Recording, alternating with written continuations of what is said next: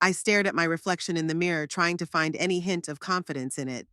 A wrinkled face, gray hair in a neat bun, and eyes full of doubt. At 67, I suddenly felt like a little girl facing a difficult choice. Except that at my age, every decision carries the weight of years, experience, and responsibility. Today, I was going to do something I had been thinking about for the last 6 months: sign over the house to my only daughter, Pamela. This house was more than just a structure of wood and brick. It was a repository of memories, a witness to my life with Herbert, the place where our daughter grew up. Are you sure, Beatrice? I asked myself aloud, clasping the pearl necklace my husband had given me for our 25th anniversary. Herbert would understand me. He always said we were working for Pamela's future. Every savings, every extra shift, every refusal to take a vacation, all so that one day our daughter would inherit the fruits of our labors. Only we both thought it would happen naturally when we were both gone. But fate had it differently. 4 years ago, a heart attack took Herbert, leaving me alone in a house that now seemed too big and empty. I sighed and picked up my purse. The papers were inside, neatly folded in a folder. Everything was ready to go. Pamela was to meet me at the notary's office at 10 o'clock. Our house had stood on quiet Maple Street in Salem for 30 years. We had bought it when Pamela was 12, giving all our savings for a down payment. Herbert winked at me then and said, "We have a real house now, Bee. A real house for a real family." I remember him and I painting the walls, changing the floors, organizing the garden. Every corner held the imprint of our hands, our dreams and hopes. This is the house where Pamela got ready for graduation, where she left for college, where she brought her future husband, Winston. This is where my grandchildren, Roger and Hazel, grew up. And now, I was going to give it all to them. It's the right thing to do, I told myself as I closed the door. The house should belong to the young. The notary's office was bright and spacious. Pamela was already waiting for me, elegant in her dark blue suit. Next to her sat Winston, impeccably dressed and confident as always. "Mom, you're late," Pamela said instead of greeting me, glancing at her watch. "I got here 5 minutes before the appointed time, dear," I replied, trying not to show that her tone had hurt me. "We're just very excited, Beatrice," Winston smiled, getting up to help me with my coat. "Such an important day for the whole family." The notary, Mr. Prescott, a middle-aged man with a neat beard, came out a few minutes later. I had known him as a young intern when Herbert and I were processing the purchase of the house. "Mrs. Woodruff, it's good to see you again." He shook my hand warmly. "All the documents are ready. We just need to check the details and sign." The next hour passed in formalities. Mr. Prescott read out the paragraphs of the deed of gift. I nodded. Pamela and Winston exchanged glances. For a moment, I caught myself thinking they looked like children waiting for Christmas presents, impatient and barely containing their excitement. "Now, Mrs. Woodruff, with this deed, you hereby convey the title to the house at 23 Maple Street to your daughter Pamela Reeves, free of charge. Do you understand the legal implications of this decision?" "Yes, I do." "Are you doing this voluntarily, without any coercion or pressure?" I held my breath for a moment. I remembered endless conversations with Pamela about how difficult it was for her to support her family, how she and Winston dreamed of more space for the children, how it would be wise if the house belonged to them legally. "Yes, it's my voluntary decision." The pen left an ink mark on the paper, a clear signature I'd practiced for years, putting it on my students' school report cards. Beatrice Elaine Woodruff. I dotted it and felt a strange sense of relief. The decision had been made. There was no room for doubt. "Congratulations, Mrs. Reeves. You are now officially the owner of the house." Mr. Prescott handed a copy of the document to Pamela. She accepted it with the demure smile that had become her trademark in recent years. No elation, just a slight satisfaction, as if she had received what was rightfully hers. "Thank you, Mom," she said as we left the office. "It's a very responsible of you." Winston was more emotional. "Beatrice, you have no idea what this means to us." He hugged me, and I could smell his expensive cologne. "We've been wanting to renovate for so long. Now we can take out a loan against the house and turn it into a real family nest." "A family nest?" I couldn't hide my surprise. "But the house was already a family home." "Sure, sure," he agreed quickly, helping me into the car. I meant that now we could make it even better, worthy of our position. On the drive home, Pamela and Winston were talking animatedly about the plans for the transformation of the house, as if oblivious to my presence in the back seat. I stared out the window at the streets of Salem floating by and thought about Herbert. What would he say now? Would he approve of my decision, or would he think it was rash? And in your room, Mom, Pamela's voice brought me back to reality. We could make a nursery for Hazel. She needs more space now that she's become a teenager. In my room? I questioned, not sure I understood correctly. Yes, we thought you'd be more comfortable in the small guest room downstairs, Pamela continued casually. It's hard for you to climb stairs with your arthritis. I don't have arthritis, Pamela. You don't? I thought you did. Anyway, it's more practical. Wouldn't you agree? I couldn't find anything to say. Of course, a smaller room would have been enough for me alone, but my bedroom, it was where my bed was, where the pictures of my life hung, where there was a window overlooking the old maple tree we'd planted the year we moved in. We'll talk about this later, I finally said. The change began the very next day. Winston brought in an interior designer, a tall woman with a notepad, and the cold stare of a professional assessing a space. These walls need to come down, she said, pointing to the partition between the living room and dining room. Open space is the trend right now, and that fireplace, it's authentic, but it's taking up too much space. But Herbert and I built this fireplace ourselves, I countered. It works beautifully and creates atmosphere. The designer looked at me as if she'd just noticed my presence, then glanced questioningly at Winston. Mother, Pamela said softly, we appreciate your feelings, but the house needs modernizing. It's been 30 years. So the house is in excellent condition. Dad and I have always looked after it. But it looks outdated, Pamela said the word as if it were a mortal sin. That night I tried to remember when my girl, once joyful and loving, had turned into this cold woman. Maybe when she went to a prestigious college? Or when she married Winston, whose family had always prided itself on its standing in society? Or did it happen gradually, year after year, unnoticed by a mother's eye, wanting to see only the best in her child? A week later, the renovation of the living room began. Workers removed family photos from the walls, removed my crocheted pillows, put my books in boxes. I felt like a stranger in my home, more like a guest than a hostess. Grandma, where did that silver candlestick go? Hazel asked me one evening when we were sitting in the kitchen, the only place still untouched by the renovation.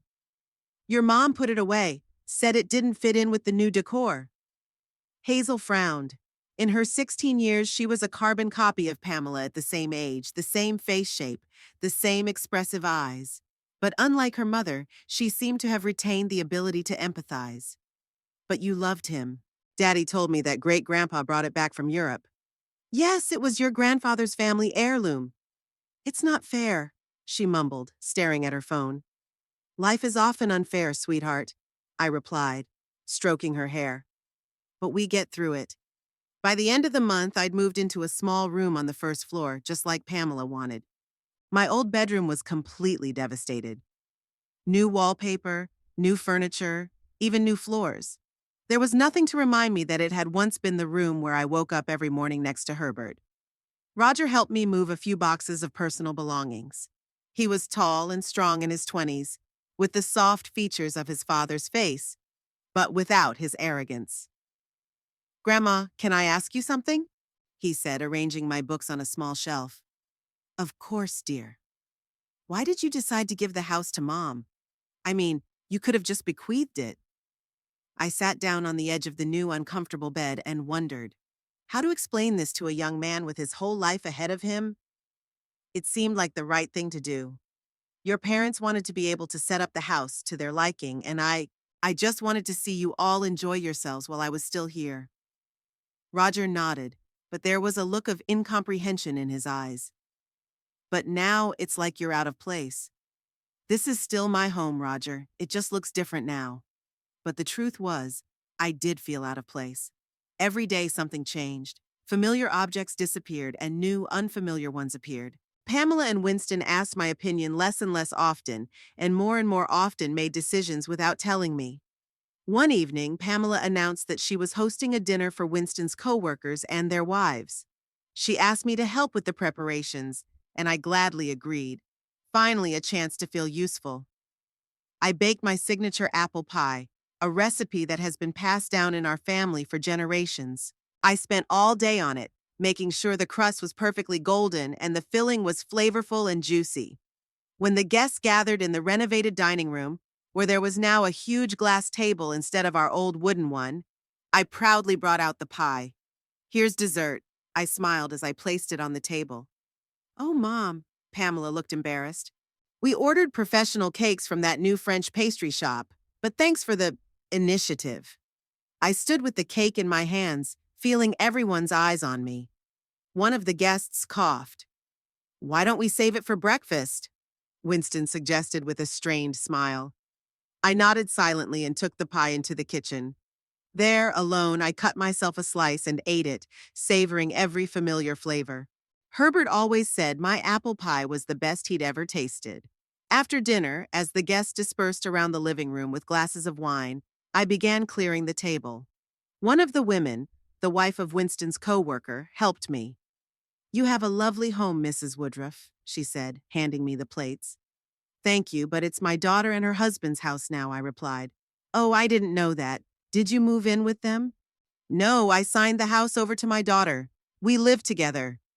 That's so sweet of you. A lot of older people are so attached to their property. She sounded genuinely approving, but the word elderly people hurt my ears. Am I now just an old woman to be expected to give in and deny myself? When everyone had gone and the house was quiet, Pamela sat down next to me on the couch. She smelled of wine and expensive perfume. It was a wonderful evening, she said. It's very important for Winston to make a good impression on his colleagues. He's aiming for a promotion. I'm glad it went well. Pamela was silent for a moment, then suddenly took my hand. Mom, I wanted to talk to you about something. I'm listening, dear. You know, Winston and I were thinking, there's a new senior residence a few blocks from here. Sunny gardens, very modern, with medical care and all the amenities. I froze, not believing my ears. You're suggesting I move into a nursing home? It's not a nursing home, Mom. Pamela rolled her eyes. It's a residence for active seniors. There's a pool, a library, hobby groups. You won't be lonely. I'm not lonely here with my family. But you're alone all the time. Winston and I work. The kids are at school or with friends, and there you'll find people your own age, with common interests. I stared at my daughter in silence, trying to figure out when the gulf between us had gotten so deep. When did my child, whom I carried under my heart, to whom I gave my best, decide that his own mother was superfluous in his life? I'll think about it, I said finally, not wanting to start a fight. Of course you will, Pamela smiled, standing up. By the way, Winston and I have decided to remodel the kitchen next week. You won't have to cook for a while, but that's no problem, is it? She kissed me on the cheek and walked away, leaving me alone in the living room, which no longer resembled the house where I'd lived 30 years of my life. I stared at my reflection in the small bathroom mirror. Sunday morning was unusually clear and serene. I decided to go to church early, as I had done every Sunday for the past 30 years. Pamela and Winston usually slept in until late on weekend mornings, and then went to lunch at the country club where my son-in-law had business ties. I put on my favorite blue dress and a string of pearls, a gift from Herbert for our 20th anniversary. In my purse, I put a tattered Bible with bookmarks and notes accumulated over the decades. I'm off to church, I said softly, peering into Hazel's room.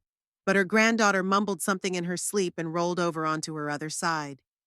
The day promised to be warm, so I decided to walk. St. Thomas's Church was only a 15-minute walk from our house. I knew every house, every tree on this route. Here, in this quiet neighborhood of Salem, I had lived most of my adult life. The service was inspiring. Pastor Green spoke about patience and forgiveness, and the importance of accepting change with an open heart. After the service, I stayed late to talk to Mrs. Eldridge, a longtime friend of mine. We taught together at Salem Elementary School for almost 20 years. How are you doing, Beatrice? She asked with genuine concern. I hear you're doing a lot of remodeling at your house. Yes, Pamela and Winston decided to redecorate, I answered, trying to sound carefree. You know, modern trends, open spaces and all that. What do you think of the changes? Honestly, sometimes I feel like a stranger in my own home, but that's their right. They're young. They'll be living in this house for years to come. But it's your house too, she said softly. Not anymore, Martha. I signed it over to Pamela a month ago. Mrs. Eldridge raised her eyebrows in surprise. Are you sure that was a wise decision? It seemed right at the time, I shrugged. Herbert had always wanted Pamela to have the house. Take care of yourself, Beatrice. She hugged me tightly goodbye. And remember that my door is always open to you. I returned home with a light heart. Talking to my friends and praying always gave me strength. I even began to think that maybe I should really consider that senior residence Pamela had mentioned. But all my thoughts instantly evaporated when I turned onto Maple Street and saw our house. Or rather, what was waiting for me in front of it. There were several cardboard boxes and 3 suitcases in the driveway. My suitcases. Next to them were bags, obviously filled with stuff. I quickened my step, not believing my eyes. As I got closer, I saw that the boxes were labeled in Pamela's neat handwriting: books, photo albums, winter clothes. The front door opened and Winston appeared on the doorstep. He was dressed in his favorite Sunday cardigan and looked completely unperturbed, as if what was happening was the most ordinary thing in the world. Ah, Beatrice, you're back, he said, as if we'd bumped into each other at the supermarket. Good. We're just finishing up with your things. What's going on, Winston? My voice shook, but I tried to keep my dignity. Why is my stuff outside? He took a few steps toward me, keeping the expression of professional courtesy on his face that he usually used when dealing with customers. Beatrice, Pamela, and I have discussed the situation at length and have come to the conclusion that everyone would be better off if you started living on your own. You deserve your space, your freedom. My space? I was so stunned I could barely find the words. But this is my home, Winston. I've lived here for 30 years. Technically, it's not your home anymore, he said softly, but I could hear the steel in his voice. You transferred ownership to Pamela, remember? And we're very grateful for that generous gesture.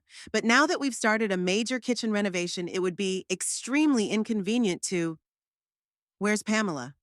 I interrupted him, looking around. I want to talk to my daughter. She's at the mall with the kids. The new school year's coming up. We need to buy school supplies. He shrugged. She told me to tell you that it's a mutual decision. She'll call you later. I stood in the middle of the lawn I'd planted years ago and felt the ground slipping away from under my feet. How could this have happened? How could my own daughter kick me out of the house without even having the courage to say it to my face? I need to sit down, I mumbled, heading toward the garden bench. Of course, Winston nodded. I've ordered a cab for you. It'll be here in 10 minutes. We paid for a week's stay at the Pine Hotel on Washington Street. That will give you time to find a permanent place to live. He handed me an envelope that I assumed contained money and some papers. I didn't take it. And my personal belongings? Photographs, letters, memorabilia from Herbert? It's all here in boxes. He waved his hand. Pamela was very careful to collect your things. She didn't miss a thing. 30 years of life in a few cardboard boxes. I grinned bitterly. How efficient of her. Winston looked slightly embarrassed, but quickly pulled himself together. Look, Beatrice, I realize this isn't an easy moment for you. But sometimes you have to move on. You said yourself that you've been feeling out of place in the house lately. Now you'll have the opportunity to customize the space to your liking. I didn't say that, I objected, but Winston smiled dutifully. Anyway, the cab will be here soon. I'll help you load your things. My phone rang. Pamela's name popped up on the screen. I swallowed hard and answered it. Mom? My daughter's voice sounded businesslike and distant. Did Winston explain the situation to you? Did he? I could barely hold back my tears. Pamela, how could you do this? Why didn't you tell me in person? We've already talked about it, Mom. She sounded annoyed. Remember when I told you about Sunny Gardens? You said you'd think about it. I didn't think you'd put me out on the street before I made a decision. No one's kicking you out, she said now as if she were explaining something to a small child. We paid for your hotel, gave you time to find a new place to live. You'll be better off on your own, believe me. Better? Or more convenient for you? Mom, don't be so dramatic, please. This decision has been made in the best interest of everyone. You said yourself that the renovations were tiring. Now you can have a break from all the noise and dust. That's when the cab pulled up. Winston had already started loading boxes into the trunk. I have to go, I said. The cab was here. Good. Pamela sounded relieved. Call me when you're settled in. And don't forget to look at the Sunny Gardens brochure. It's in the blue folder among your papers. I hung up without saying goodbye. The feeling of unreality never left me. I felt like I was watching a movie about someone else's life, so unbelievable it all seemed. The cab driver, an elderly man with a gray mustache, helped Winston load the last of his suitcases and looked at me sympathetically. To the Pine Hotel, ma'am? I nodded, unable to utter a word. I took one last look at the house where I'd lived half my life and got into the car. Winston leaned against the open window. Good day, Beatrice. Don't forget, the first week at the hotel is already paid for. That's very generous of you, I replied dryly, considering you just got a house worth several $100,000. I didn't shed a tear on the way back to the hotel. There was a devastating silence inside, as if all emotion had been turned off at once. I mechanically noted familiar streets, stores, parks. See, Salem had been my home for so long that every corner of it held a piece of my memories. The Pine Hotel was a decent 3-story Victorian-style building with a well-kept garden. I'd been here before. Herbert and I sometimes went to the local restaurant for dinner on special occasions. Check-in was quick. The receptionist, a young woman with a friendly smile, told me that a standard room overlooking the garden had been booked for a week, all paid for. The room was small but clean and cozy. Double bed, desk, armchair by the window, TV on the wall. In the bathroom, a set of towels and toiletries, nothing personal, nothing familiar. When the porter set my suitcases and boxes down and left, I finally allowed myself to sit on the edge of the bed and burst into tears. The tears I had been holding back all this time came in floods. I cried for my lost home, for my daughter's betrayal, for Herbert not being there to support me in this difficult moment. I don't know how long I spent in this state. When the tears finally dried up, it was starting to get dark outside the window. I felt devastated but strangely cleansed. It was as if some of the pain had gone with those tears. I forced myself to get up, wash my face, and start unpacking. Methodically, one by one, I opened the boxes, inspecting their contents. Pamela had indeed been very thorough. All my personal belongings were here, neatly folded and packed. Photo albums, letters, books, clothes, even my cooking records, and the collection of porcelain figurines I'd collected all my life. In one of the boxes, I found an old framed photograph. Herbert and I on the day we bought the house on Maple Street. We are standing in front of the porch, young and happy, full of hopes and plans. Herbert has his arm around my shoulders and I'm holding a bunch of keys. Our first house of our own. What would you say now, Herbert? I whispered, running my finger over his smiling face.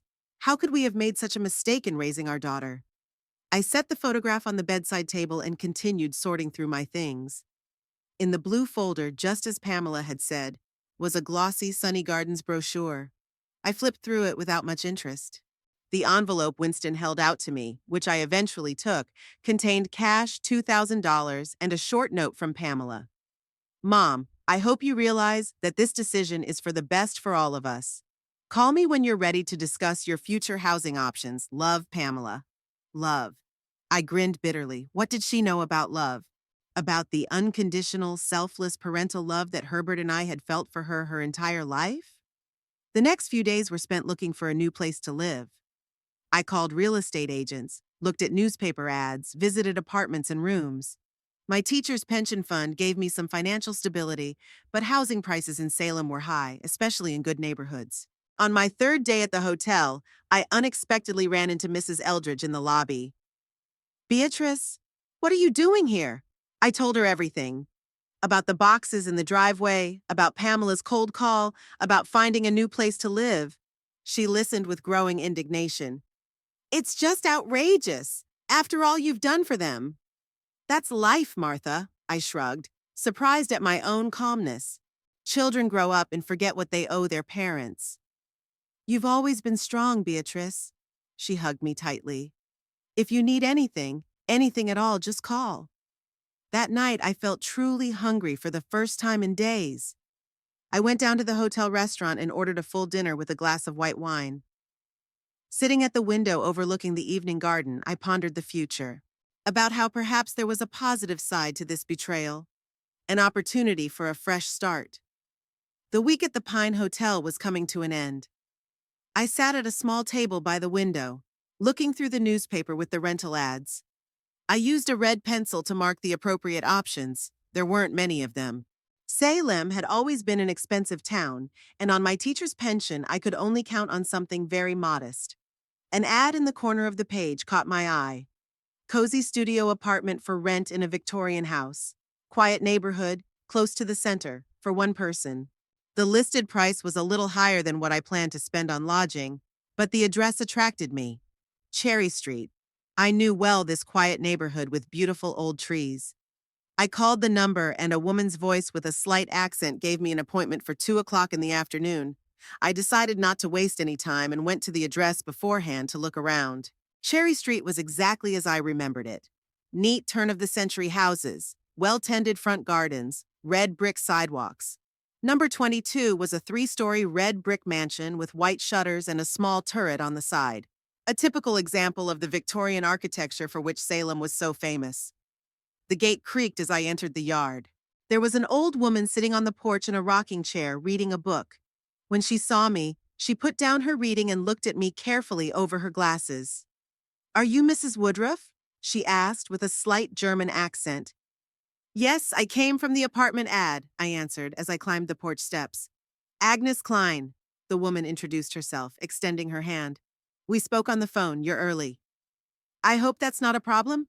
I wanted to look around the neighborhood a bit. Agnes smiled, and her wrinkled face lit up with a kind of inner light. "No problem at all. I like punctual people. Come on, I'll show you the apartment." We entered a cool wood-paneled hallway with an ancient staircase leading to the upper floors. "This used to be a private house," Agnes explained, noticing my admiring gaze. "After my husband died, I divided it into 3 apartments. I live on the first floor. A young couple, musicians, live on the first floor, and the apartment I rent is in the attic." We climbed the creaky stairs to the 3rd floor. Agnes, despite her age, moved easily and confidently. She unlocked the door at the end of the corridor and let me in. The apartment was brighter and more spacious than I had expected. The large windows looked out onto the street and the garden behind the house. There wasn't much furniture: a bed, a chest of drawers, a table, a couple of chairs, and bookshelves against the wall, but it was all good, old, and historic. "This used to be my daughter's room," Agnes said, running her hand along the wooden back of the chair. "She left for Europe many years ago. Sometimes she comes to visit, but she lives there permanently." I walked slowly around the room, feeling myself liking it more and more. The small kitchen was separated from the main space by an archway, and the bathroom still had the old cast-iron bathtub on lion's feet.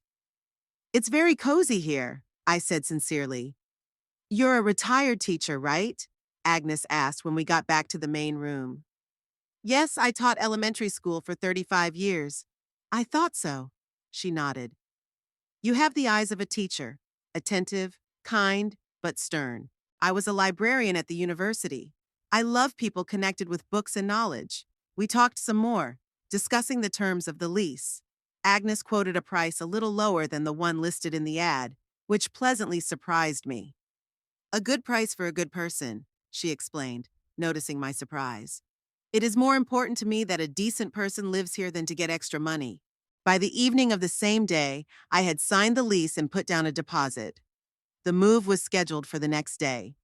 I returned to the hotel with a sense of relief and even some excitement.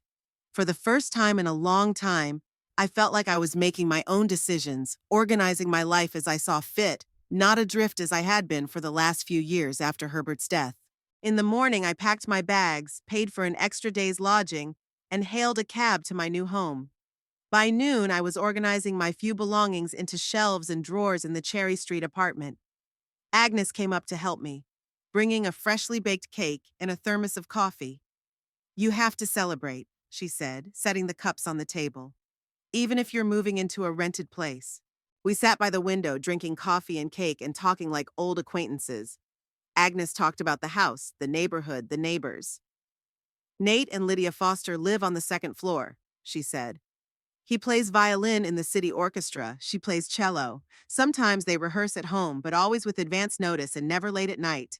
Wonderful young people. I listened and nodded and thought about how strangely my life had turned.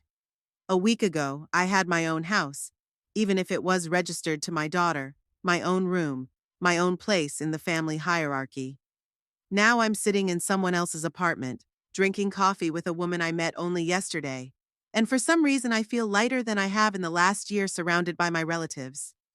The next few days were spent in the hassle of setting up the new place. I bought new curtains, a couple of cushions for the chair, a few pots of flowers, little touches that made the space more personal, more me. Every morning I woke up as the sun rose, made tea and sat by the window, watching the street awaken.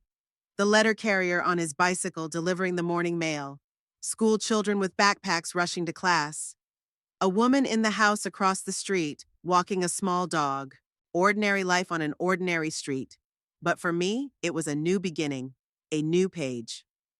On the third day after moving in, I decided to explore the neighborhood. I grabbed my bag and went for a walk around the neighborhood. Cherry Street transitioned smoothly into a small square with a fountain, surrounded by stores, cafes, and a small library. I stopped in front of the library, attracted by the announcement on the door. Volunteers needed for children's readings. Almost without thinking, I pushed open the door and walked in. Inside smelled of books, wood polish, and a little bit of coffee. The young woman behind the counter looked up from her computer and smiled at me. "Welcome to the Cherry Hill Library. What can I do for you?" "I'm here about the volunteer ad," I said, stepping closer. "I'm a former elementary school teacher who recently moved to the neighborhood." The woman glowed. "Oh, that's wonderful. We're just looking for someone with experience working with children. Our regular reader, Mrs. Parker, went to visit her daughter in Florida for a couple of months, and the kids love our Saturday readings so much." She introduced herself as Olivia Chen, head librarian, and led me into a small room at the back of the library where the children's activities were held. The colorful cushions on the floor, the low bookshelves, the children's drawings on the walls all looked cozy and familiar. "The readings are every Saturday at 11 in the morning," Olivia explained. "Usually 5 to 15 children of different ages come. You pick a book, read it to them for half an hour, and then there's a short discussion or creative activity about the book. Nothing too complicated." That sounds wonderful. I felt a warm feeling inside at the thought of working with children again. "I could start this Saturday." "Great!" Olivia clapped her hands together. "Then come back at 10 and we'll get everything ready." As I left the library, I caught myself smiling.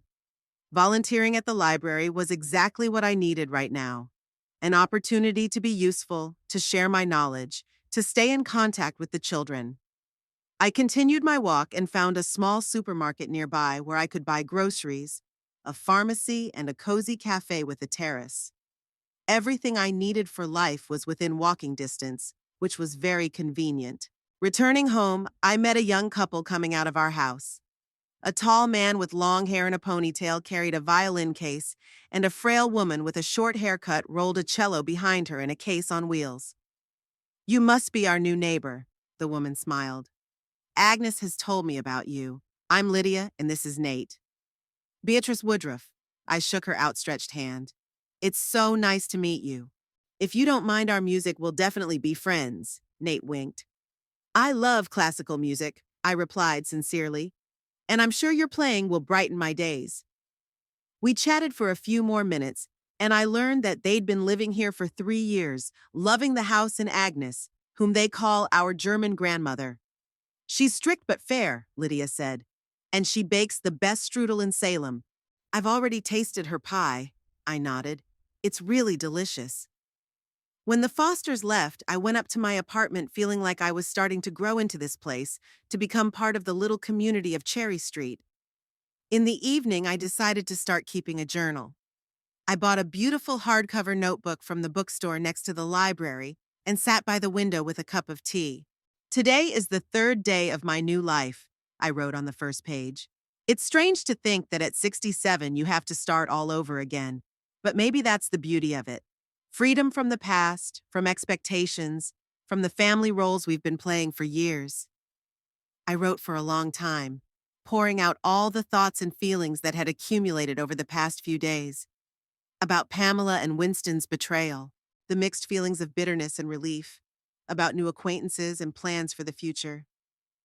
Maybe this sudden change is exactly what I needed, I pondered in the pages of my diary. For the past few years, I had felt increasingly invisible, unwanted in the house. Pamela and Winston were living their own lives, the grandchildren grown and distant. I was a ghost in my own home. Now, at least, I am master of my own destiny. As I closed the journal, I felt strangely relieved, as if I had spoken to an old friend.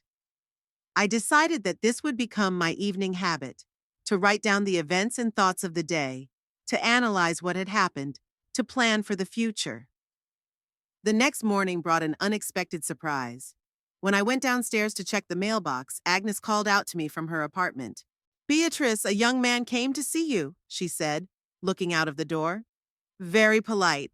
He introduced himself as your grandson. He said he would come back later." My heart sank. "Roger? But how did he know my address?" "Thank you, Agnes. I didn't know he was coming to see me." "I didn't invite him in because you weren't home," she explained. "I hope that's right?" "Absolutely," I assured her. "You did the right thing." When I got back to the apartment, I felt mixed emotions. On the one hand, I was glad Roger had found me and hadn't forgotten about my grandmother. On the other, I was worried about what might have brought him here. Would Pamela and Winston know of his visit? What would I tell him about my new life? Before I could think of answers to these questions, the doorbell rang. My heart jumped again. I went downstairs and saw Roger shuffling from foot to foot on the porch. "Grandma!" He stepped forward and gave me a big hug. "I'm so glad I found you." "Roger, honey," I hugged him back, feeling tears welling up in my eyes. "How did you know where I lived?" "Through Mrs. Eldridge," he explained, following me up the stairs. "Do you remember talking to her at the hotel? She told me you'd found an apartment on Cherry Street. I went door to door until I found you." In my apartment, Roger looked around with undisguised curiosity. "This place is cool, Grandma. It's so, vintage style." "Thank you," I smiled, sitting him down at the table. "Would you like some tea or maybe a Coke? I bought one just for you." "A Coke, please." He relaxed and smiled back. I took a can of Coke out of the small refrigerator and set it in front of my grandson, along with a plate of cookies. He looked a little awkward, like he didn't know where to start the conversation. "How are you, Grandma?" he finally asked. "Are you all right here?" "Yes, honey, I'm fine." I sat down across from him. "It's quiet, it's peaceful, the neighbors are nice. And I even found something to read to the kids at the local library on Saturdays." "That's great." He twirled a can of Coke in his hands. "Listen, Grandma, I wanted to apologize for my parents. What they did to you, it's not right." "It wasn't your fault, Roger," I said softly. "It was your parents' decision, not yours." "But still," he shook his head stubbornly. "I should have done something, told them." "Do you know what they're doing with the house?" "No." I tensed. "What is it?" "They're completely remodeling it." Roger looked indignant. "Dad hired some fancy designer. They're tearing down walls, changing everything. He says the house has to match their new status. Dad is counting on a promotion at his firm, and they're already planning parties for his coworkers and bosses." I listened, feeling strangely numb. The house that Herbert and I had built and furnished with so much love was now being remodeled at Winston's whim to impress his coworkers? "What does your mom think?" I asked, trying to remain calm. "She's totally supportive of Dad," Roger shrugged. "You know my mom, she always cared what other people thought, but all she talks about now is how they're going to have guests, dinner parties." "I understand." I nodded, though I didn't really understand. I didn't understand how my daughter, whom Herbert and I had raised in modesty and respect for labor, could have changed so much. Or maybe she had always been like this, and I just didn't want to see it.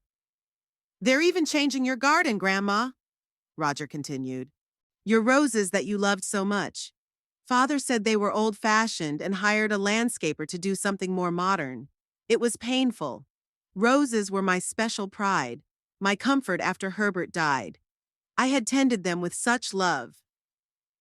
Well, I said, trying to keep my voice steady, it's their home now and they can do what they like with it. But that's not fair, Roger exclaimed. You have put your soul into this house. Life is rarely fair, darling. I reached out and squeezed his hand. But we learn to accept the things we can't change and move on. We talked for a long time. Roger talked about college, about his plans for the future, about how Hazel missed me but was afraid to admit it to her parents. She wanted to come with me, but she was afraid her parents would find out, he explained. They told us that you decided to live on your own, that you would be better off without the noise and bustle of a big family. But Hazel doesn't believe it. She cried when she found out you weren't home anymore. My heart ached. Hazel, my little granddaughter, has always been a sensitive girl, despite her ostensible aloofness. Tell her I miss her very much, I said, and that I'd be happy to see her here any time. As Roger left, I gave him my new address and phone number, written down on a piece of paper. For Hazel, I explained. Let her know where to find me if she wants me. He nodded and gave me a big hug goodbye. I'll visit you, Grandma, he promised, and I won't tell my parents if you don't want me to. As you see fit, sweetheart, I replied. I don't keep secrets, but I don't impose. Your parents will know where to find me if they want me. After Roger left, I sat at the window for a long time, looking out at the street and thinking about our conversation. The house is rebuilt, the garden is changed, the past is erased. It was painful, but, in a strange way, also liberating. It was as if the last threads that bound me to the past were being cut one by one, allowing me to move forward without the weight of memories. In the evening, I opened my journal again and wrote down my thoughts about the encounter, the feelings it had evoked, and how strange it was to realize that the life you'd spent decades building could be so easily rewritten by other people. But my story continues, I wrote at the end, and now I'm writing it myself. The next 2 weeks passed in establishing new routines, new habits, new little rituals that make life predictable and cozy.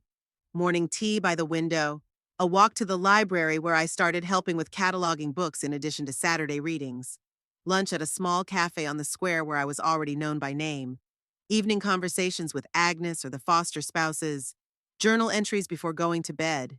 On Wednesday, when I came home from shopping, I found a brightly colored envelope in my mailbox. Inside was a card with a picture of a kitten holding a bouquet of flowers and the words, "Miss you." Inside, in uneven teenage handwriting, was written, "Dear Grandma, Roger gave me your address. Don't tell your parents I wrote to you, okay? They think it's better for everyone if we see each other less often. But I miss you. Your stories, your cookies, the way you always listened to me, even when everyone else was too busy. The house is noisy with workmen all the time now. I don't like what they're doing to our house. It's starting to look like a picture from a magazine. Beautiful, but not real. I hid your porcelain statue of the ballerina you loved. Mom wanted to throw it away, said it didn't fit in with the new decor. It's safe with me. I'll try to visit you when I can sneak away. Roger said you have a very nice apartment. Love, your Hazel." I clutched the card to my chest, feeling my eyes fill with tears. My little Hazel, so sensitive, so loyal. In the midst of all the chaos and betrayal, it was a thread of hope, a thread of true, selfless love. That same night I wrote back, a long letter telling her about my new life, about the library, about my neighbors, about learning to be independent.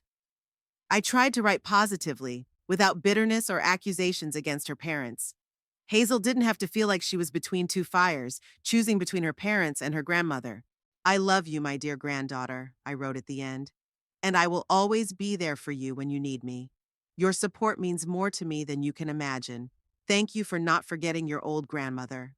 I decided not to mail the letter, but to deliver it through Roger the next time we met. It would be safer for Hazel that way. As I went to bed, I thought about how strange things had turned out.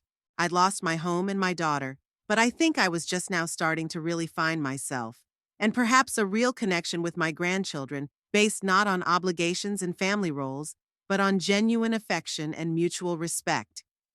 3 months flew by unnoticed. October painted the trees of Salem in gold and purple colors. turning Cherry Street into a picturesque avenue. I had fully settled into my new life. My little apartment under the roof became a real home. Cozy, filled with books, plants, and the quiet I had missed so much in my last years on Maple Street. Saturday readings at the library became a regular part of my schedule. The children looked forward to our meetings, and I prepared for them with the same enthusiasm I'd once had for my classes. Olivia even offered me a small, paid job 3 days a week for 4 hours to help with cataloging and reader service. It was perfect for me, an extra income, a fun thing to do, and socializing with people. Roger visited me almost every week. Sometimes he came with Hazel, who made elaborate excuses for my parents, activities with friends, extra classes, school projects. Those visits were a real outlet. We baked cookies, played board games, just talked about everything in the world. No tension, no feeling like we were playing prescribed roles. Just grandma and grandkids who genuinely love each other. I only learned about Pamela and Winston from the occasional mention of the children. They were continuing a massive home renovation, going into more debt than they had originally planned, but they were enthusiastic. Winston had gotten his long-awaited promotion, and Pamela had thrown a huge party for the occasion. Life went on, and they seemed oblivious to my existence. It didn't hurt me as much as it used to. The journal I kept every night helped me sort out my feelings, accept the situation, and move on. I learned to value my independence and discovered new sides of myself that I hadn't realized I had. It turned out that at 67, life can be filled with new opportunities and discoveries. That morning, October 23rd, I sat in a small cafe on the square, sipping my morning coffee and perusing the local newspaper. It had become another of my rituals to start the day with a cup of coffee and the news of Salem. The cafe owner, an elderly Italian man named Marco, already knew my order and always reserved a corner table by the window for me. Flipping through the pages, I came across a small note in the incident section. The headline read, "Major fire at apartment building on Maple Street." My heart skipped a beat. Last night, about 10 p.m., there was a fire at a private residence at 23 Maple Street.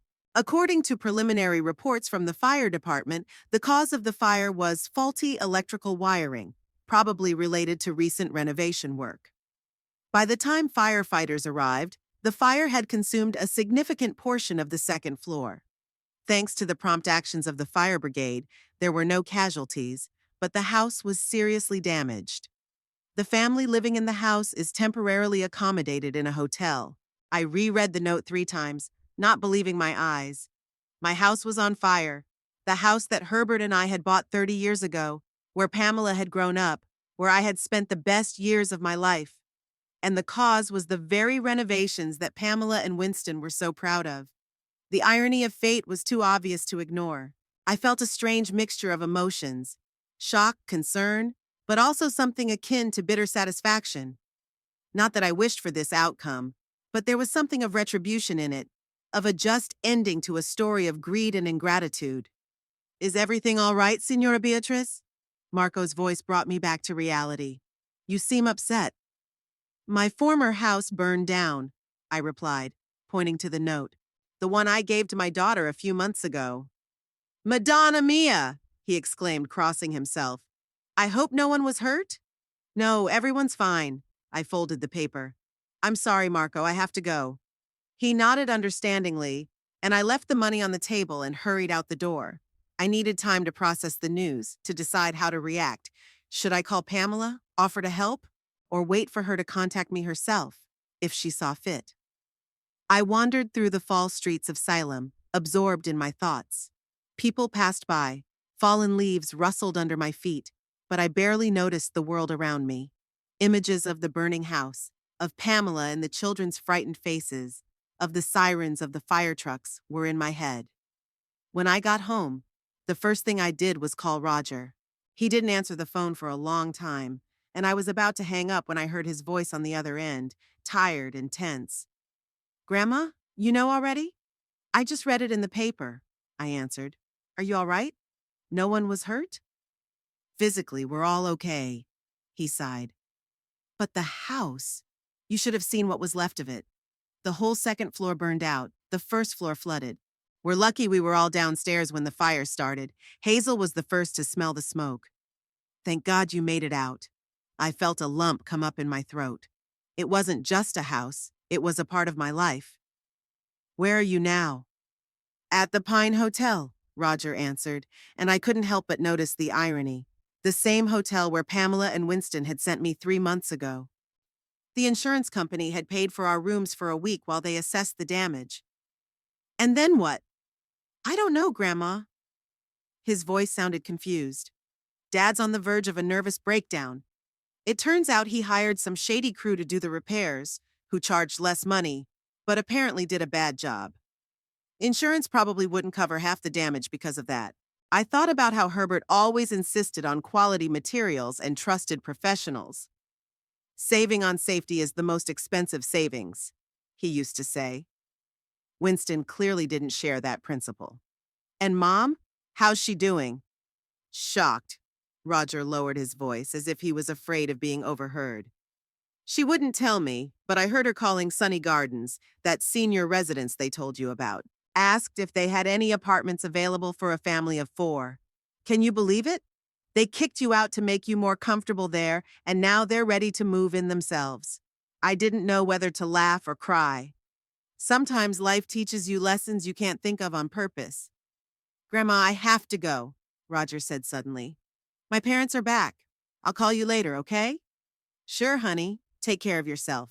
I hung up the phone and sat in the chair by the window, staring out at the street for a long time, pondering the vicissitudes of fate. My home, which I had so painfully left behind, now lay in ruins. The family that had so unceremoniously kicked me out the door was themselves homeless. Was it fate? Karma? Or just a coincidence? All day I was on pins and needles waiting for a call from Pamela, but the phone was silent. I tried to occupy myself with things. I went through my books, baked a pie, even started knitting, which I'd abandoned months ago. But my thoughts kept returning to the burning house, to Pamela, to the children who were homeless. In the evening, the doorbell rang. I went downstairs and saw through the glass pane the silhouette of a woman so similar to my own. The same shoulders, the same head planting. Pamela. Opening the door, I barely recognized my daughter. Usually impeccably dressed and coiffed, she now looked haggard. Her hair was in a sloppy ponytail, dark circles under her eyes, and not a trace of makeup on her face. Mom, she said the word as if she'd forgotten what it sounded like and was now tasting it. Can I come in? I stepped back silently, letting her into the house. Agnes looked out of her apartment, gave Pamela an appraising glance, and looked at me meaningfully. I nodded slightly, letting her know that everything was okay. We walked up to my apartment in complete silence. When the door closed behind us, Pamela finally spoke. It's cozy, cozy. Thank you. I gestured for her to sit down. Tea, coffee? Water, if I may. She sank down on the edge of the chair, as if she was afraid of taking up too much space. I poured her a glass of water and sat across from her, waiting for her to collect her thoughts. Pamela took a few sips, then set the glass on the table and looked up at me. You probably already know about the fire. Yeah, I read it in the paper. Roger called, said you were all safe. It's a miracle we made it out. She ran her hand over her face. It all happened so fast. 1 minute and the whole house was on fire. I was silent, giving her a chance to speak. Pamela nervously tugged at the sleeve of her sweater, obviously searching for words. Mom, I know I don't have the right to ask you for anything after everything that's happened, but I have no one else to turn to. What's wrong, Pamela? I asked, though I had already guessed the purpose of her visit. We don't have a place to stay, she said in one breath, as if she was afraid she'd lose her courage. The hotel insurance expires in 4 days. The insurance company refuses to fully cover the damage because of the irregularities in the repairs. Winston and I spent our entire savings on these repairs. We have nothing left. I looked at my daughter and saw not the self-assured woman who 3 months ago coldly told me on the phone that I would be better off on my own, but a frightened girl who had stumbled and now didn't know how to get out of the hole she had dug herself. What exactly do you want from me, Pamela? I asked, trying to keep my voice neutral. We, she stammered, then straightened up as if making a difficult decision. We were wondering if we could stay with you, just for a little while, just until we figure out a place to live. Winston's already contacted the contractors and they say it'll take 3 to 6 months to rebuild, but you can't stay in a hotel that long, I finished for her. Yes, she nodded without looking up. It's too expensive. And the kids need a stable place, especially Hazel. She's really worried about all this. I stood up and walked over to the window. Outside the window, yellow leaves were falling slowly, swirling in the breeze. My thoughts were swirling as well, contradictory and complicated. On the one hand, this was my daughter, my flesh and blood, the mother of my grandchildren.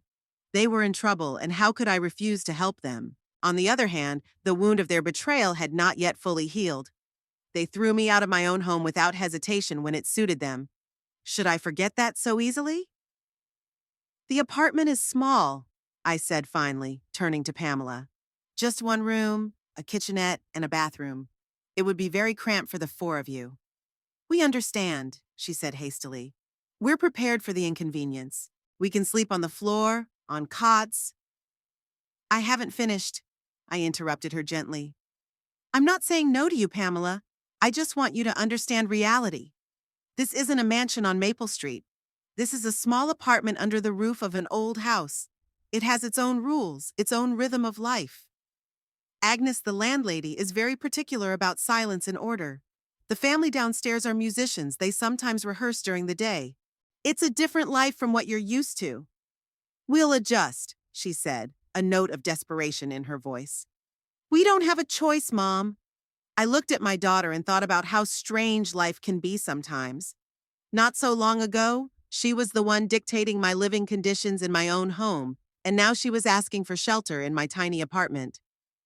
Pamela, I said after a long pause, I can't make a decision right now. I need to think about it and talk to Agnes. It's her house, and she has to be okay with new tenants, even temporary ones. Of course. Pamela looked disappointed but nodded. I understand. When can you give me an answer? Tomorrow, I answered. Come back at the same time tomorrow and I'll tell you my decision. She stood up, pulling on a sweater that clearly wasn't her usual expensive clothing, probably something bought hastily after the fire. Thank you for at least listening, she said quietly. A lot of people in your shoes would have just slammed the door. I'm not a lot of people, Pamela. I'm your mother. She nodded, and something like remorse flashed in her eyes for a moment. But maybe I just wanted to see it. After walking my daughter to the door, I went back into the apartment and sank heavily into the chair. My thoughts swarmed in my head, clashing and contradicting each other. What should I do? What does my heart tell me and what does my mind tell me? I pulled out my journal and began to write, pouring all my doubts and fears onto the paper. Pamela and Winston threw me out of my home without hesitation when it suited them. Now they are asking for my help, finding themselves in trouble. Part of me wants to say no to them, to show them what it's like to find myself homeless, without a roof over my head, without the support of loved ones. But another part of me reminds them that they are my family, and that it's not just about them, but about Roger and Hazel, my grandchildren who are innocent. I wrote for a long time, page after page, until it was finally dark outside the window. When I finally put down my pen, I realized that there was no solution, only a heaviness in my chest and a tension headache. I went downstairs to Agnes's room. Despite the late hour, the light in her apartment was still on. She opened the door at the first knock, as if she'd been expecting me. Chamomile tea with honey, she said instead of greeting me. There's no better remedy for anxious thoughts. We sat in her cozy kitchen and I told her everything. About Pamela's visit, about the fire, about their request. Agnes listened in silence, only occasionally nodding or raising her eyebrows. What did you decide? She asked me when I had finished. I don't know, I answered honestly. Part of me wants to help them. They are my daughter, my grandchildren after all. The other part remembers how easily they got rid of me when it suited them. Agnes stirred her tea thoughtfully with a spoon. There is a saying in my family. Before you forgive an enemy, make sure he is no longer an enemy. Your daughter and son-in-law have hurt you. The question is, have they learned a lesson from what happened? Have they changed? I'm not sure. I shook my head. Pamela looked scared, confused, but that could just be a reaction to the disaster, not real remorse. Then maybe we should give them a chance to prove they've changed. Agnes smiled. As for my permission, you know I trust your judgment. If you decide they can stay, I won't object. But, she raised a finger, only on your terms. You should be the mistress of the situation, not them. I went back to my apartment with a slightly lighter heart. Talking to Agnes had helped me to see the situation more clearly. It wasn't about whether Pamela and Winston deserved my help, probably not. It was about the kind of person I was, the values I practiced, the example I set for my grandchildren. Before I went to bed, I thought it over again and made a decision. I will help them, but on my terms. I will not slam the door in the face of a daughter in trouble, but I will not allow myself to be treated like a doormat again. I called Roger this morning. Grandma? He answered after the first beep, as if he'd been expecting my call. Mom said she was at your house yesterday. Yes, I confirmed. She told me about your situation. What did you decide? I could hear the hope in his voice. Honestly, Grandma, I don't know what we'll do if you say no. Dad has already called all his friends and coworkers, but no one can take in a family of 4 indefinitely. I'm not saying no, Roger, I said softly, but I have conditions. I want you to give them to the parents, okay?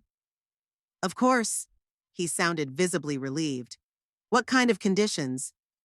First of all, it's a temporary solution, a month at the most until you find another option. Secondly, everyone must help around the house, cleaning, cooking, grocery shopping. And third, most importantly, I paused, no complaints, no disrespect. This is my house, my rules. If your parents agree to these terms, you can move in tomorrow. Thank you, grandmother, Roger exclaimed. I'm sure they'll agree. I'll tell them right away. As I hung up the phone, I looked at Herbert's picture on the dresser. What would he say about my decision? Would he approve, or would he think it was too soft? You were always the better of the two of us, Bea, I heard his voice say. More kind, more forgiving. Don't let bitterness change you. I spent the rest of the day preparing for my unexpected guests. I cleared out my closet, put some of my things in boxes under the bed, bought extra pillows and blankets, and stocked up on groceries. In the evening, as we'd agreed, Pamela showed up. She looked a little better this time, more neatly dressed, her hair styled. Her eyes were tense with anticipation. Roger gave me your terms, she said without preamble. We agree to everything. Thank you for not refusing us. I'm doing this primarily for Roger and Hazel, I answered honestly. They shouldn't have to suffer because of adult decisions. Pamela nodded, accepting my words. When can we move in? Tomorrow, I said. I'll make all the arrangements. But remember, Pamela, this is a temporary solution. I won't be able to put up with 4 people in such a small apartment for long. Of course, Mom. We understand. Thank you. We really do. When she left, I sat by the window again, looking out at the darkening sky. There was a strange peace inside. I didn't know if I'd made the right decision. Didn't know how things would turn out when Pamela and Winston moved into my tiny apartment. But I knew one thing. I had done what my heart told me to do. And no matter what happened next, I would live with a clear conscience. After all, as Herbert said, life is not what happens to us, but how we react to it. So I decided to react with dignity and grace, even if it meant letting those who had once kicked me out of mine into my home. The morning began with hassle and bustle. I got up earlier than usual, changed the bed with fresh linens, and put a final gloss on the apartment. Overnight, I realized that accommodating 4 people in my small attic was a nearly impossible task. But there was another problem, a deeper one. Yesterday, listening to Pamela, I realized that her remorse was not due to her wrongdoing, but only to the circumstances. Winston, on the other hand, as far as I knew his character, hardly thought he had done me wrong at all. By 8 o'clock, I had made up my mind. The apartment under Agnes's roof had become my refuge, my personal space, which I had created with my own hands after everything I had been through. I couldn't risk this fragile happiness, but I couldn't leave my family without help either. At 9 o'clock, the doorbell rang. I went downstairs and saw them all, Pamela, Winston, Roger, and Hazel, standing on the porch with suitcases and bags. There was a look of tense anticipation on the adults' faces and a mixture of hope and confusion on the children's faces. "Good morning," I said, ushering them into the hallway. "Before we go upstairs, there's something I'd like to discuss." Winston frowned but didn't say anything. Pamela looked at me questioningly. "I've been thinking about our situation all night," I began calmly, "and I've come to the conclusion that it would be unbearably cramped for all of us in my apartment. This is not a solution to the problem, but rather the creation of new ones." "We've already said we're prepared for the inconvenience," Winston interrupted me. "If it bothers you, it's not the inconvenience," I said firmly, looking him straight in the eye. "It's that some of the wounds haven't healed yet, and I'm not sure I'm ready to see the people who hurt me so much every day." Pamela turned pale. "What do you mean, Mom?" "I mean," I took a deep breath, "that I'm ready to host Roger and Hazel, but not you and Winston." There was a silence so deep you could hear the antique clock in Agnes's living room ticking. Winston was the first to break the silence. "Is this a joke?" His voice sounded incredulous with a note of indignation. "Are you suggesting splitting up the family?" "I'm suggesting a temporary solution," I replied calmly. "Roger and Hazel can stay with me while you and Pamela look for a suitable place for the whole family. You both work, you have incomes. You can afford to rent an apartment, however modest." This is unacceptable." Pamela shook her head. "We're a family. We have to be together." "Then you'll have to find another option," I said. "My apartment is too small for 4 people, much less 6, if you count me and Agnes, who lives 1 floor below and is very sensitive to noise." Hazel, who had been silent until now, suddenly spoke up. "I want to stay with my grandmother." Everyone turned to her. The 16-year-old girl stood straight with a determined expression on her face. "I'm sick of hotels and temporary shelters," she continued. "I want my own place, my own bed, my own table. I want to study for my exams in peace. And you and Dad are at work all day anyway." "Don't be silly," Pamela looked at her daughter sternly. "You're a minor, you'll live with us." "Actually," Roger intervened, "Hazel is right. She and I need stability. I'm graduating from college next semester. I need to focus on my studies. Grandma's place is quiet, peaceful, and close to the library. It's the perfect place to study." Winston and Pamela looked at each other. I could see the emotions in their eyes, changes of disbelief, indignation, confusion, and finally doubt. "Could we discuss this in private?" Winston finally asked. "Of course." I pointed to a small bench in the garden behind the house. "You can talk there." While they conferred, the children and I went up to my apartment. Hazel looked around curiously, touching the books on the shelves, looking at the pictures, studying the view from the window. "It's really nice here, Grandma," she said. "It's not like our old house." "I like it," Roger nodded, "especially those wooden beams on the ceiling." "Are they real?" "They are," I smiled. "The house is over 100 years old." 20 minutes later, Pamela and Winston returned. I could tell by the look on their faces that the decision had not been easy for them. "We agree," Pamela said, though it was clear from her tone that the agreement was forced. "But only on the condition that it's temporary. As soon as we find a suitable home, the children will come back to us." "Of course," I nodded. "And one more condition. You will participate in their maintenance. I'm not asking for much, but food, clothing, school expenses are your responsibility." "That goes without saying." Winston looked offended. "We're not going to put the care of our children on your shoulders." "Good." I allowed myself a slight smile. Then we had a deal. The rest of the day was spent settling in. Roger and I went to the hardware store and bought 2 cots. The chest of drawers was cleared for Hazel's things, and there was room for Roger in the closet. It was a little cramped, but it was bearable. Pamela and Winston left shortly after lunch, promising to call every day and visit the children as often as they could. I noticed a strange look of relief on Pamela's face as she said goodbye, as if a heavy weight had been lifted from her shoulders. That evening, as the 3 of us sat down to dinner, Hazel suddenly said, "You know, Grandma, Mom and Dad are actually glad you suggested this option. They just can't admit it." "What makes you think that?" I asked, pouring the tea. "Because they themselves are cramped in the hotel, they fight all the time," shrugged the girl. "After the fire, things got really bad. Dad blames Mom for insisting on a cheap crew of workers. Mom blames Dad for not checking their work. All in all, it's not much fun at home right now. I stayed silent, thinking about how often major disasters show cracks that already existed in a relationship. The fire hadn't created problems between Pamela and Winston, it had only made them visible. Their first week together was spent establishing new rules and habits. Roger left early in the morning for college and returned by evening. Hazel went to school nearby and after school often stopped by the library, where I continued to work 3 days a week. 10 days later, Pamela called. "We found an apartment," she said without preamble. "In a new complex on Oak Avenue." I whistled. Oak Avenue was one of the most expensive neighborhoods in Salem, with modern apartment buildings and everything from underground parking to a gym. "It must not be cheap," I remarked. "We can afford it," she said with a touch of irritation in her voice.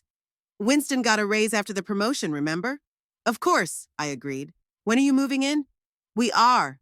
We signed the lease yesterday, moved in today. Why don't you and the kids come visit this weekend and check it out?" I extended the invitation to Roger and Hazel, but they weren't very enthusiastic.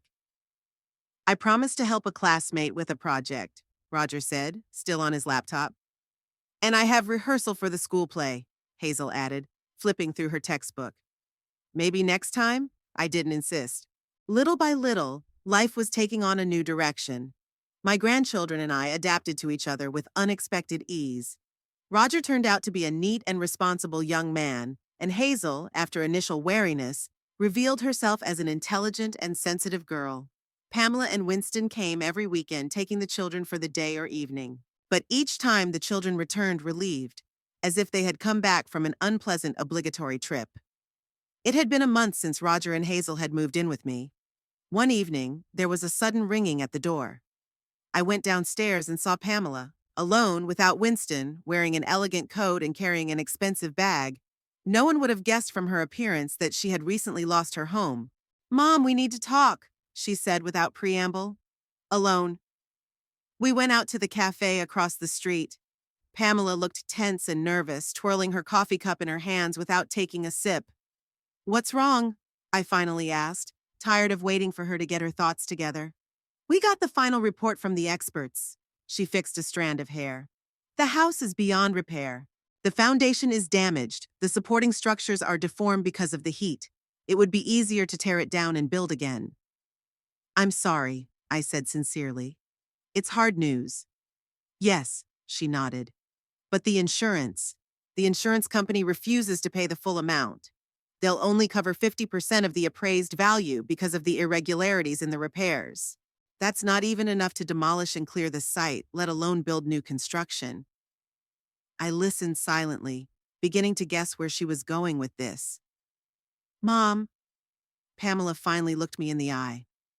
"Winston and I were thinking, you have some savings, don't you? Dad's insurance, your pension fund. Maybe you could, lend you the money to build a new house?" I finished for her. "Not exactly." She shook her head. "More like invest. You could be part owner of the new house. Live there with us, like you used to." I couldn't hold back a bitter laugh. "Like before? You mean like the last few months before you kicked me out on the street, when I felt unwanted in my own home?" Pamela blushed. "Mom, we all make mistakes. Winston and I were wrong to do that to you. But now we have a chance to make things right. A fresh start, a new home, a new relationship." "And if I say no?" I asked, looking at her closely. "What then?" "Then," she hesitated. "Then we'd have to sell the property. That money, along with the insurance, would be enough to pay off part of the mortgage we'd taken out for the renovation. But we'd still owe the bank. And in that case, what will you do with Roger and Hazel?" "They'll come back to us, of course." Pamela straightened up. "As soon as we've sorted out the finances. The apartment on Oak Avenue is big enough for all of us." I leaned back in my chair contemplating the situation. So Pamela's asking me for help again. Not for temporary shelter this time, but for money. A substantial sum that makes up the bulk of my savings. And in return, she's asking me to return to the house they've so unceremoniously kicked me out of. "I'll think about it," I said at last. Please don't take too long to decide. Pamela glanced at her watch. The bank gives us 2 weeks to pay off the loan, or it will start foreclosure proceedings. At home, I found the children in the same posture. Roger at the computer, Hazel with a book.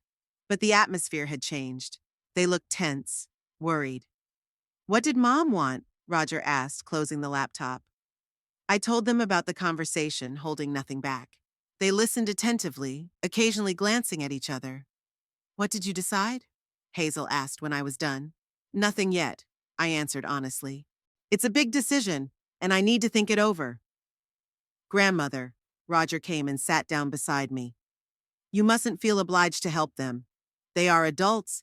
They made their own decisions that led to this situation. 3 days later, I called Pamela and asked to meet. We met again at the cafe.